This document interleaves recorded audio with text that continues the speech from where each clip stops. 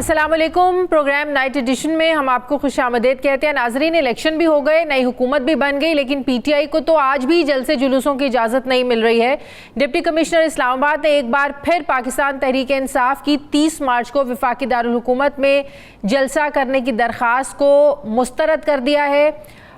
PTI ने दरख्वास्त दी थी कि परेड ग्राउंड या डी चौक में उन्हें जलसे की इजाज़त दी जाए, लेकिन डीसी इस्लामाबाद ने सिक्योरिटी थ्रेट्स और एनओसी की खिलाफ वर्जी का बहाना बनाकर जलसे की इजाज़त देने से इनकार कर दिया है।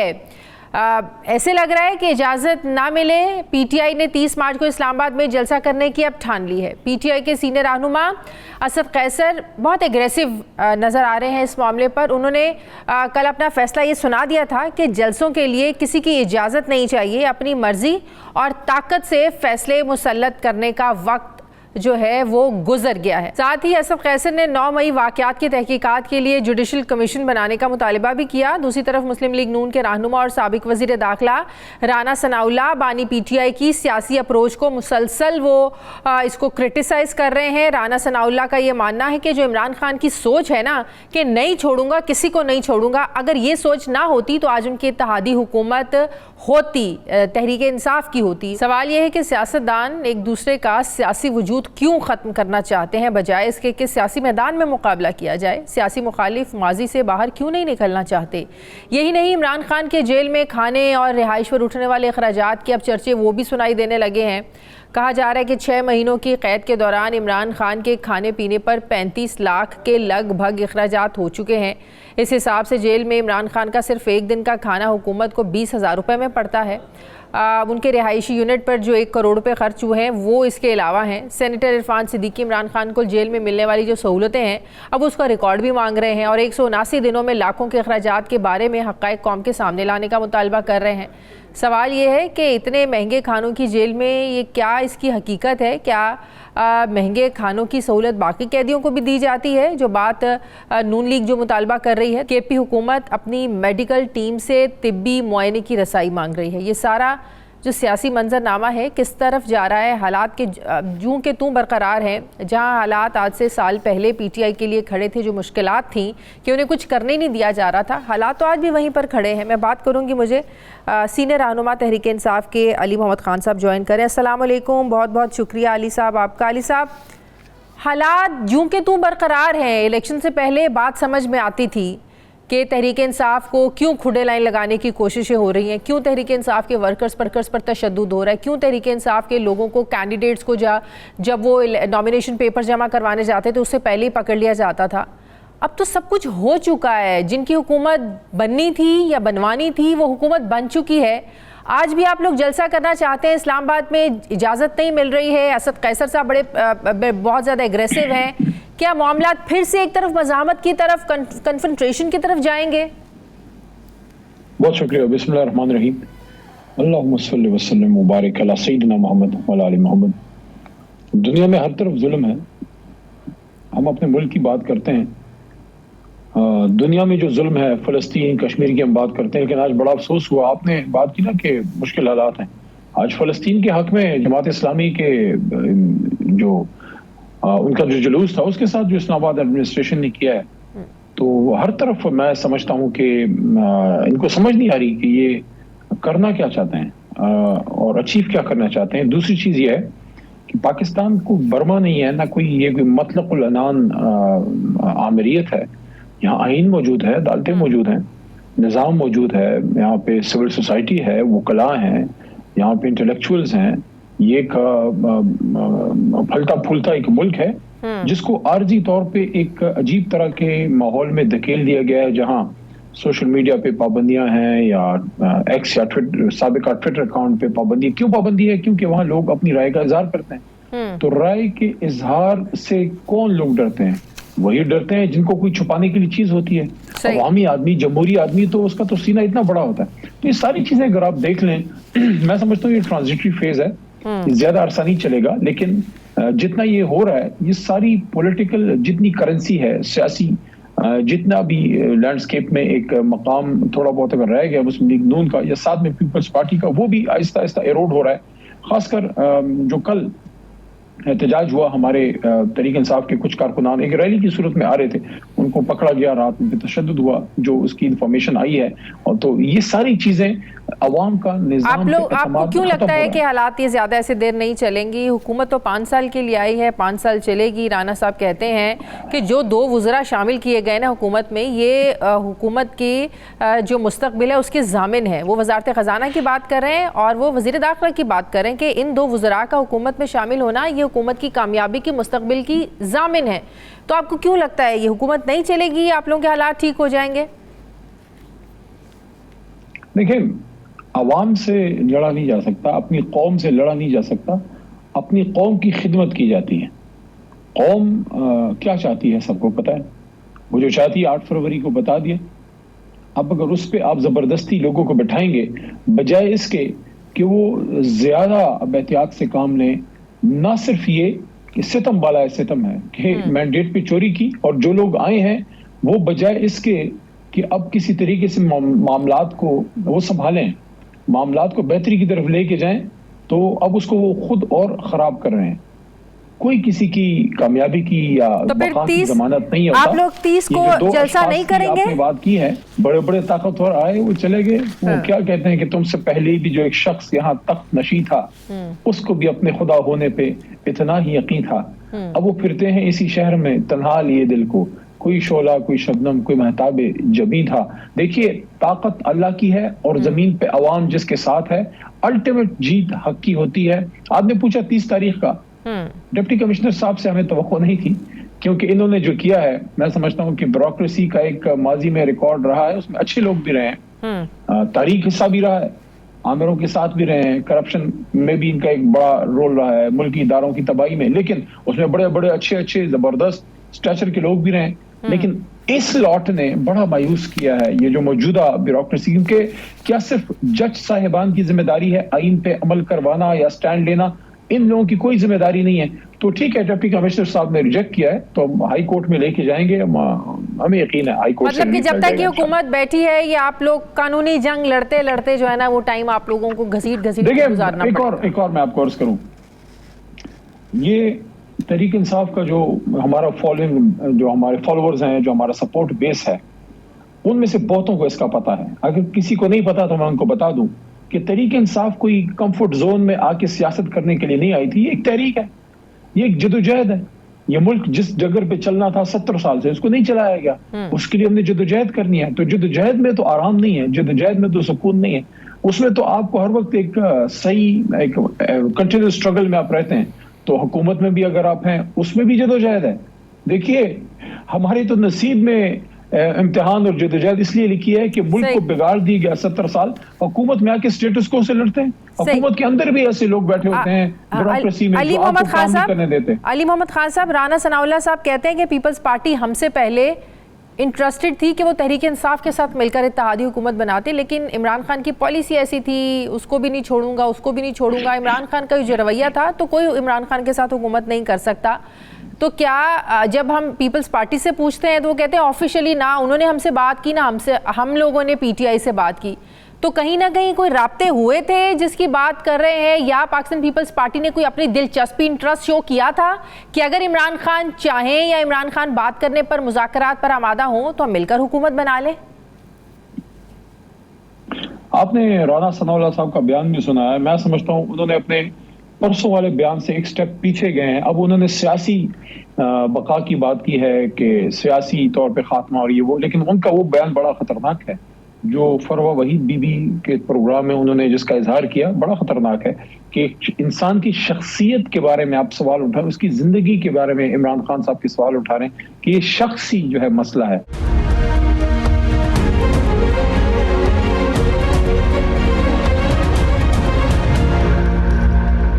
राना साहब से सवाल पूछा गया 2-3 प्रोग्राम्स में कि आप किस वजूद की बात कर रहे हैं, आप फिजिकली एक इंसान के वजूद की बात कर रहे हैं उसकी ज़िंदगी के हवाले से, या आप सियासी वजूद की बात कर रहे हैं? वो कहते हैं हम सियासी वजूद की बात कर रहे हैं। इमरान खान का सियासी वजूद ही ना हो तो हमें क्या हो पता है, हमें कोई सरोकार नहीं है कि इमरान खान यहाँ है बाहर है, हमें उससे कोई लेना देना नहीं, हम सियासी वजूद की बात कर रहे हैं।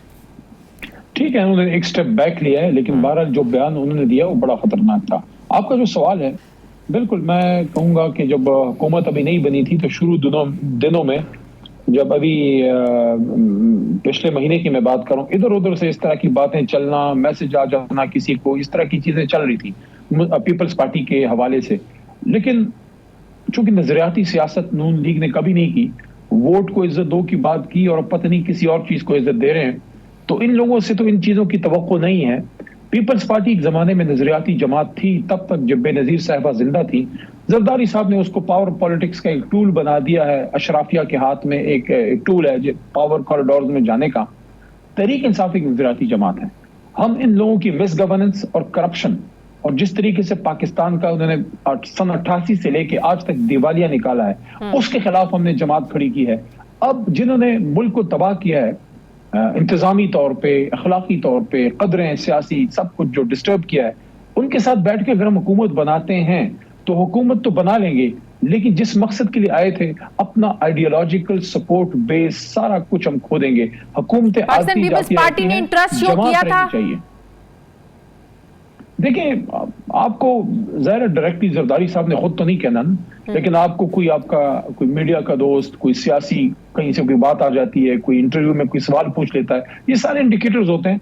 उस पर कैटेगोरिकली मेरे से तो जब पूछा गया है, मैं तो हर फोरम पे ये बात की है कि पाकिस्तान के किसी भी मसले पे इनके साथ बैठ के बात करने के लिए तैयार हैं, लेकिन इनके साथ बैठ के हुकूमत में जाने का मकसद ये है कि फिर तहरीक इंसाफ बनाने का मकसद ही बहुत हो जाए। अगर हमने सिर्फ इख्तिदार में ही जाना था फिर उसके लिए फिर तहरीक इंसाफ बनाने की जरूरत नहीं थी। फिर किसी भी इतनी शटल जमातों में आप किसी में जाके चले जाते, कोई कोशिश करके आप MPMA बन सकते हैं। तो अभी भी मुज़ाकरात के लिए आप लोग तैयार हैं, तो आपको चाहे सियासी जमातों के साथ बैठना पड़े या एस्टेब्लिशमेंट के साथ। करने के लिए आपको कुर्बानी देनी पड़ती है, अपना नफ्स मारना पड़ता है। जहां तक इनसे मुज़ाकरात की बात है, देखिए मुज़ाकरात में पहली शर्त क्या है? पहली शर्त यह है कि मैंडेट की तौसीक तो हो ना। जो मैंडेट पे डाका पड़ा है, क्या आज आपकी कोई खुदा ना खास्ता जमीन दबा ले, आप 10 साल बाद भी वो अपना मुकदमा नहीं छोड़ेंगे। अभी तो सिर्फ महीना गुजरा है। कौम के मैंडेट पे जो डाका पड़ा है, ये इमरान खान से नहीं, कौम से ज्यादती हुई है। ये तो आइन को सबवर्ट करने वाली बात है कि कौम ने वोट कहीं और डाला और आपने उसका रिजल्ट कहीं और निकाला। पहले इसका कोई रिजल्ट निकालें, इस पर बैठ के बात करें, मैंडेट की चोरी पे बैठ के बात करें, क्या रिजल्ट है आपके पास। उसके बाद फिर यही वाला मैसेज एस्टेब्लिशमेंट के लिए भी है।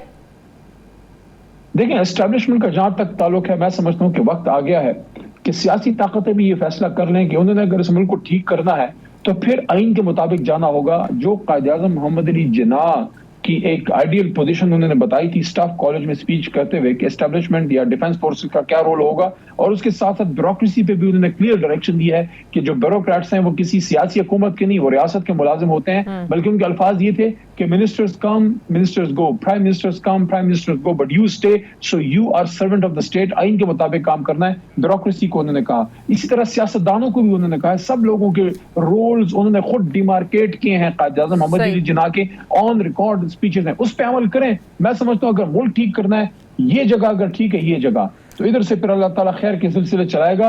ये जगह में मसला है, ये जगह में मसला इधर। सही, बहुत शुक्रिया अली मोहम्मद खान साहब मेरे साथ थे, बहुत शुक्रिया। नाज़रीन, अभी इस हुकूमत को बने हुए 1 महीना नहीं हुआ पूरा कि वज़ीर आज़म शहबाज शरीफ के 2 फैसले तब्दील भी हो गए हैं या तब्दील करवाए गए हैं उनसे।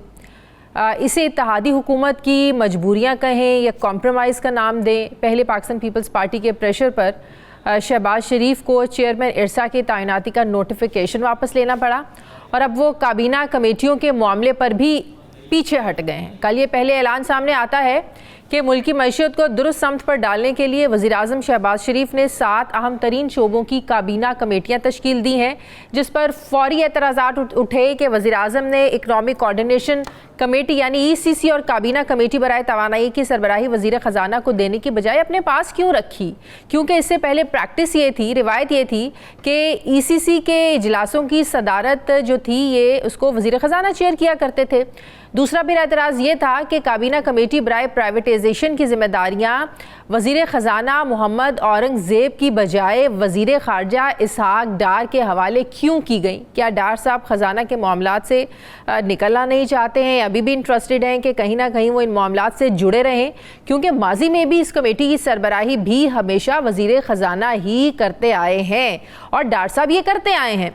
जिससे इस तासुर को मज़ीद तक़वियत मिली कि वज़ीर ख़ज़ाना मोहम्मद औरंगज़ेब वज़ीर ख़ज़ाना तो ज़रूर हैं मगर शायद वो मुस्लिम लीग नून की चॉइस नहीं है। इसलिए हुकूमत वज़ीर ख़ज़ाना को कमेटियों से बाहर रख कर माली मामलात को अपने कंट्रोल में रखना चाहती है।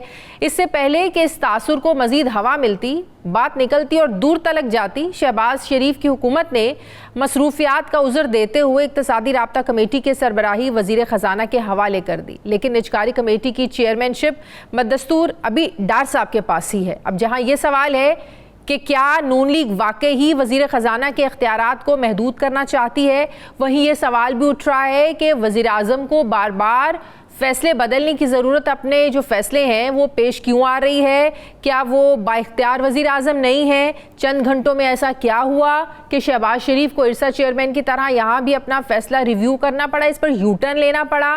क्या ऐसे ही कॉम्प्रोमाइज़ करने से ही हुकूमत जो है वो चलती रहेगी? कॉम्प्रोमाइज़ करना ही इस हुकूमत के चलने की ज़मानत है क्या? दूसरी तरफ हुकूमती उमूर की तरह सेनेट इलेक्शन में इत्तेहादी हुकूमत के लिए ज़ाहिर है ये बड़े चैलेंज बने हुए हैं। निगरान सेटअप के बड़े नाम मोहसिन नकवी, अनवारुल हक काकड़ आज़ाद हैसियत में मैदान में है, फैसल वाडा भी इलेक्शन लड़ रहे हैं। सवाल ये है कि ये लोग किसकी हिमायत से सेनेट तक पहुंचेंगे? क्या इत्तेहादी हुकूमत यहाँ भी उन्हें सपोर्ट और वोट करने पर मजबूर होगी? मैं बात करूँगी, मुझे ज्वाइन कर रहे हैं मुस्लिम लीग नून के रहनुमा सेनेटर जावेद अब्बासी साहब। अस्सलाम वालेकुम, बहुत बहुत शुक्रिया जावेद अब्बासी साहब आपका। जावेद अब्बासी साहब, आपको पता है कि चंद रोज़ पहले प्राइम मिनिस्टर साहब को चेयरमैन इरसा की तैनाती का नोटिफिकेशन वापस लेना पड़ा पाकिस्तान पीपल्स पार्टी के प्रेशर से, लेकिन अब जो इक़्तिसादी राब्ता कमेटी का जो सारे इख्तियारात प्राइम मिनिस्टर ने अपने पास रख लिए थे उस पर भी बहुत ज़्यादा तनकीद हुई कि प्रैक्टिस तो ये है कि ACC को हमेशा चेयर करते आए हैं वज़ीर ख़ज़ाना, तो वज़ीर आज़म ने ये अपने पास क्यों रखे और आज दोबारा वज़ारत ख़ज़ाना के सुपुर्द ये कर दिया गया?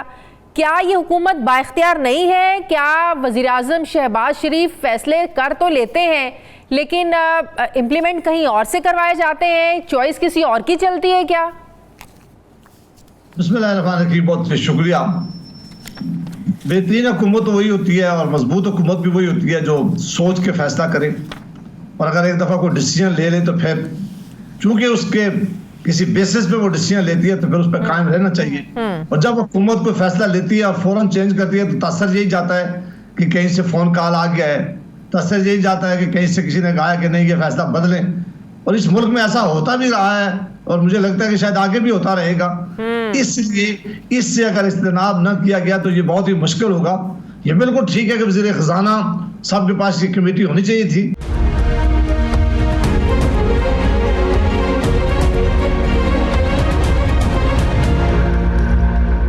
राना सनाउल्लाह साहब तो ये समझते हैं कि इन दो अहम वजारतों पर जो तकर्रुरियाँ हैं, वजारत दाखिला और वज़ीर ख़ज़ाना, इनकी तकर्रुरियाँ ही हुकूमत के मुस्तक़बिल की ज़ामिन हैं, मतलब कि कामयाबी की ज़ामिन है। हमें तो ये लगता था कि शहबाज शरीफ का वज़ीर आज़म होना ही इस हुकूमत की कामयाबी की ज़मानत है या ज़ामिन है मुस्तक़बिल की, लेकिन राना साहब तो 2 स्टेप आगे बढ़ के कहते हैं कि नहीं, ये दो जो तकर्रुरियाँ ये ज़ामिन है।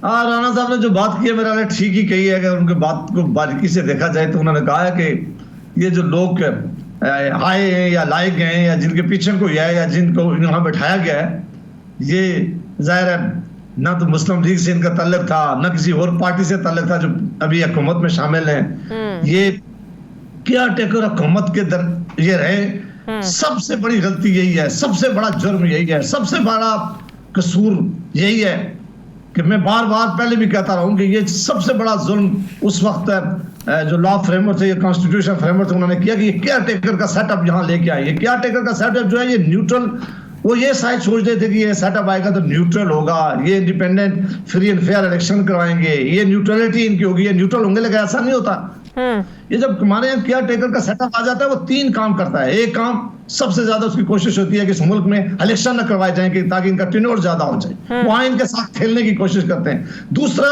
वो देखते हैं कि स्टेब्लिशमेंट या कौन सी सियासी जमात इस वक्त इक़्तिदार में आती है उसके साथ डील करते हैं, और डील ये करते हैं कि जनाब हम आपको इस इलेक्शन में पूरी मदद करेंगे, लेकिन जब इलेक्शन खत्म हो जाएगा आप हुकूमत बनाएंगे, हमें फिर कोई पोजीशन देना, हमें कोई वजारत देना, हमें किसी चीज का चेयरमैन बनाना, हमें सेनेटर बनाना, उसके लिए फिर वो लॉबी करते हैं। ये कितना बड़ी ज्यादती है कि वो न्यूट्रल लोग होते। लेकिन लग ऐसे रहा है कि अब शहबाज शरीफ साहब के हाथ में कुछ रार नहीं है। पंजाब मरीम नवाज साहिबा चला रही हैं, सिंध हमेशा की तरह पीपल्स पार्टी, केपी पिछली 3 दहाइयों से इनके पास है, पिछले 15 साल से इनके पास है, तहरीक इंसाफ के पास है। तो ये मामला फिर कैसे चलेंगे? अगर तकर्रियाँ कहीं और से हुई हैं और शहबाज शरीफ साहब को पता है, तो फिर तो शहबाज शरीफ साहब को इसको एक्सेप्ट भी करना चाहिए। फिर मामला इतने तंग क्यों कर रहे हैं? देखिए, ये तो बात रोज़े रोशन की तरह यहाँ है कि यहाँ वजारतें जो हैं वो शायद शहबाज शरीफ साहब की या बाकी जो जमातें थी जो इक़्तिदार में जा रही हैं, इनकी मर्जी से नहीं हुई हैं। ये इनको कहा गया है या जो भी कोई डील थी या किस तरह हुआ है, तो उसके नतीजे में ये जो सबसे बेहतरीन वजारतें या अच्छी वजारतें थी जो हुकूमत चलाने के लिए ज़रूरी होती हैं, वो इनकी मर्जी से नहीं हुई हैं। जब वजारतें आपकी मर्जी से नहीं हुई हैं, तो फिर हुकूमत की बाकी फैसले आपकी मर्जी से कैसे हो सकते हैं? फिर किस तरह आप चला सकते हैं? फिर तो ये रोना। तो फिर ऐसी हुकूमत लेना कोई अक्लमंदी थी नून लीग की? नहीं, ये बहुत बड़ी गलती थी। ये बिल्कुल वही बड़ी गलती थी जब पीडीएम की हुकूमत ली गई थी। पीडीएम की हुकूमत अगर उस वक्त ना लेते, उस वक्त वोट ऑफ नो कॉन्फिडेंस में साथ ना देते, उस वक्त स्टेब्लिशमेंट की बातें ना मानते, उस वक्त ये हुकूमत में इसलिए बैठ गए कि इक़्तिदार मिल जाए, उसका नतीजा ये निकला कि बहुत बड़ा नुकसान हुआ है। जब उन जमातों को भी जो पीडीएम में हुकूमत में आई भी थी और फिर कुछ डिलीवर भी नहीं कर सके, कोई बेहतरी भी नहीं कर सके, और आप भी अगर इस तरह की हुकूमत लेनी है, लेकिन बदकिस्मती हो गई है। तो इसका मतलब यही है कि इन्हीं चीजों को भांपते हुए, इन्हीं हालात को भांपते हुए नवाज शरीफ साहब ने वजारत उज़्मा शहबाज शरीफ साहब को दे दी। वो शायद इस प्रेशर में काम कर नहीं सकते थे, वो किसी के कहने पे चल नहीं सकते थे। जी अब ये भी हो सकता है, कई थ्योरी जहाँ चल रही है, ये पता नहीं फैसले किस तरह होते हैं, मुझे तो उनसे वाकफियत नहीं है। लेकिन बहरहाल ये हुकूमत इस तरह के माहौल में लेना जहाँ आपकी ज़्यादा अक्सरियत में हो, जो आप बाकी जमातों के रहम करम पर हों, फिर आप अपनी मर्जी की टीम भी ना रख सकें, अपनी मर्जी के फैसले भी ना कर सकें, तो ये इतने बड़े बड़े आगे चैलेंज आने वाले हैं। इस मुल्क का सबसे बड़ा चैलेंज है वो इकानमी का है, सबसे बड़ा चैलेंज है महंगाई का है, सबसे बड़ा चैलेंज इस मुल्क में है कि पाकिस्तान के अदारे बुरी तरह डिलीवर करने में नाकाम हो गए। सबसे बड़ा चैलेंज है कि इस मुल्क का यूथ जो है वो बेरोजगारी के आथम मारे मारे फिर रहा है। ये वो आसान हालात नहीं है, ये बहुत ही मुश्किल हालात है। यानी शायद ही पाकिस्तान पे हर वक्त ये मुश्किल में से गुजरा है, लेकिन ये बहुत ही मुश्किल हालात है।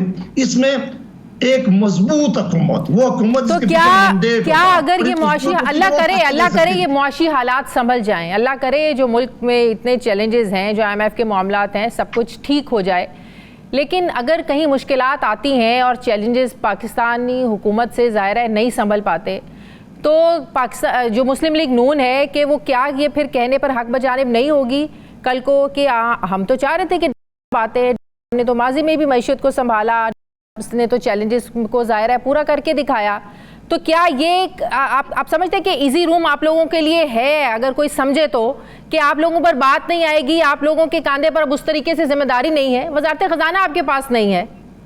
नहीं, बिल्कुल नहीं जी। ये धोखा देने वाली अगर बात हो तो फिर धोखे देने वाली बातें ये बिल्कुल गलत है। ये पाकिस्तान है, इस मुल्क के लोग इस मुल्क के साथ इस वक्त पिस रहे हैं। ये सारी सियासी जमातें आज तभी सियासत कर रहे हैं कि इसके मुल्क के लोग उनके साथ खड़े। आप किस तरह धोखा देंगे कि आप डिलीवर ना कर सके और कल ब्लेम किसी और को दे सके? हुकूमत कॉन्स्टिट्यूशन क्या कहता है? आइन कहता है कि हुकूमत, लेकिन नून लीग ये तो कह सकेगी ना कि भाई आप अगर डार साहब को दे देते तो शायद हालात मुख्तलिफ होते। जी आप मेरे मुंह में कैसे अल्फाज दिलवा रही है? मैं तो ऐसे बात करने का मुझे बहुत ही वो हो रहा है कि कल ये यानी आप हमें रास्ता दिखा रही हैं कि कल आप ये बातें करें। हमें ये होना चाहिए कि हम हुकूमत ले तो हम जिम्मेदारी लें। पीडीएम की हुकूमत ली थी, जिम्मेदारी ली थी, हम डिलीवर नहीं कर सके, लोगों ने हमें वोट आउट किया, लोगों ने हमारे खिलाफ वोट दिया, हम पूरी तरह इलेक्शन हारे इस वजह से कि पीडीएम डिलीवर करने में नाकाम हुई है। और अगर ये सिलसिला अभी भी जारी रहा, जो मुझे लगता है कि ये जारी रहेगा, क्योंकि इस तरह कमजोर मैंडेट। राना साहब ने कहा कि पाकिस्तान पीपल्स पार्टी जो है, राना सनाउल्लाह साहब की मैं बात कर रही हूँ, वो कहते हैं पाकिस्तान पीपल्स पार्टी हमसे पहले इंटरेस्टेड थी तहरीक इंसाफ के साथ हुकूमत बनाने में।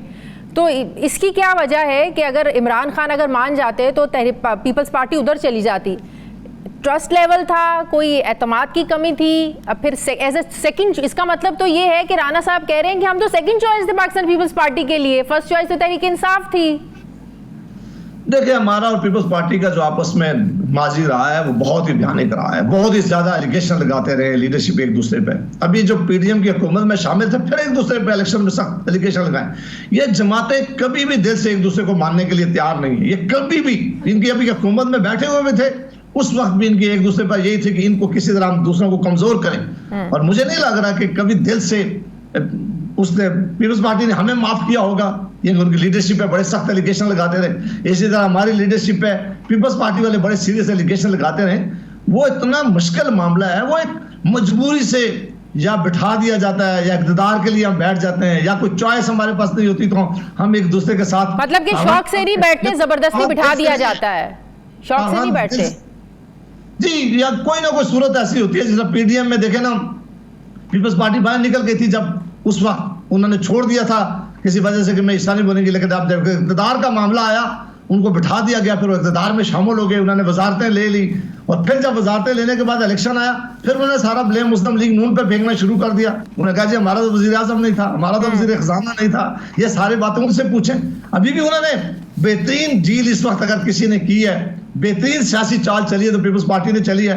उन्होंने जो बड़े ऑफिसर्स थे कॉन्स्टिट्यूशन के वो कुछ ले लिए, कुछ लेने वाले हैं, बाकी वो जिम्मेदारी की चीजें नहीं लेंगे। कल वो हुकूमत खत्म हो जाएगी, कुछ जब भी खत्म होगी हुकूमत डिलीवर नहीं कर सकेगी, वो सारा ब्लेम कहेंगे कि ये सारा ब्लेम उन्होंने वज़ीर आज़म और उनके लोगों को देना है।